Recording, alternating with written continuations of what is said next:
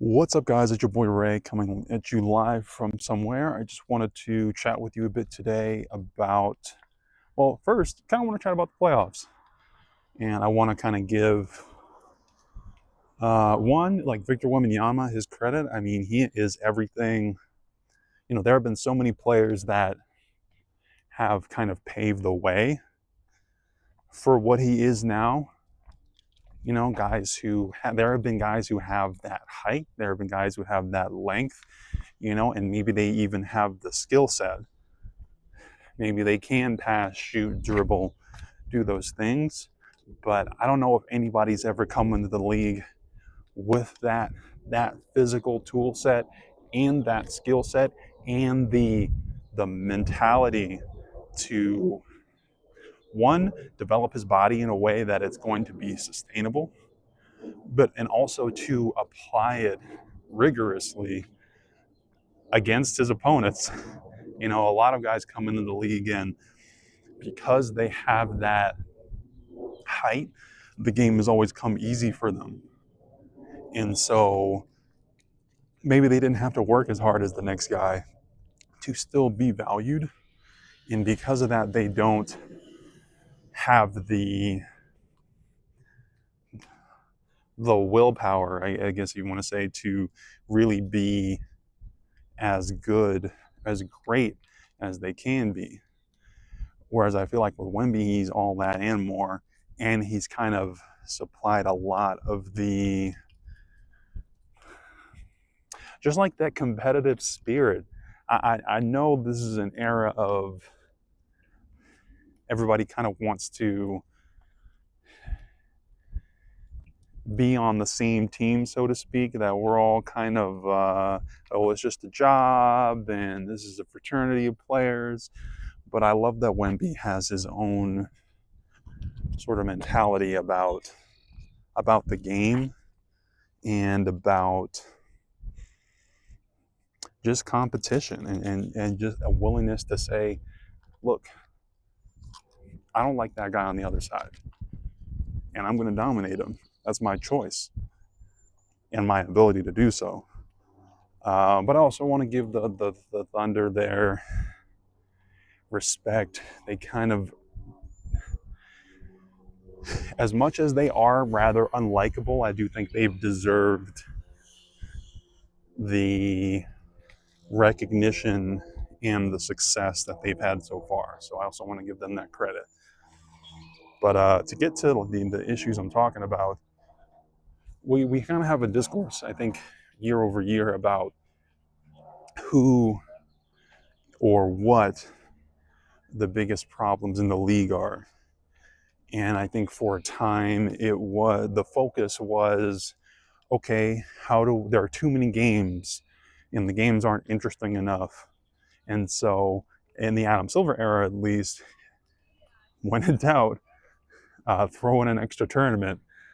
And in some ways that's been interesting, but in other ways I think it's also fed into, when you look at the entertainment side, maybe kind of solving that, but also pushes us towards an issue that I think is happening with injuries, where while we're playing the same number of games that we always have and watching the same number of games that we always have, we're generally, the rigors of each individual game, each individual possession are that much more because of how much defenses are having to cover more ground than they used to. But at the same time, to me, the scheduling has become in such a way where you have more and more games back to back, 4 and 5 nights, that sort of thing, in an effort to compensate for the fact that we're introducing these tournaments and special events and giving a break between the regular season and the playoffs.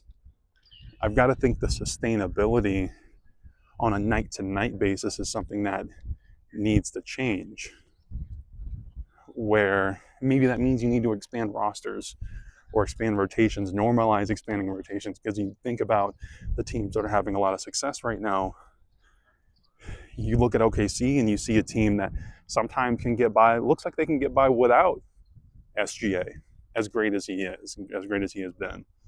And you look at the Spurs and you see a team that has been successful without Wemby, and is able to be good independently of those players.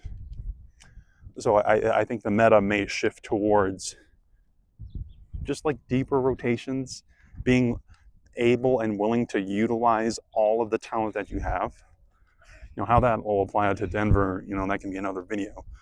But circling back towards what issues are really impacting the game right now, I've got to say, I think how the game is legislated really is at the top of that list. Because watching this series in particular, it becomes really obvious that depending on who you are as a player, you're going to be protected by the referees differently. Depending on who the referees are, you're going to be protected by the referees differently. And when you have that level of inconsistency, I think, especially when we look at how it manifests in this era of, I don't want to call it grifting, because a lot of the times the contact that's being accentuated is real, most of the time. But when you look at some of these plays that are more egregious, it's just a bad look for the league. I think it makes the integrity of the game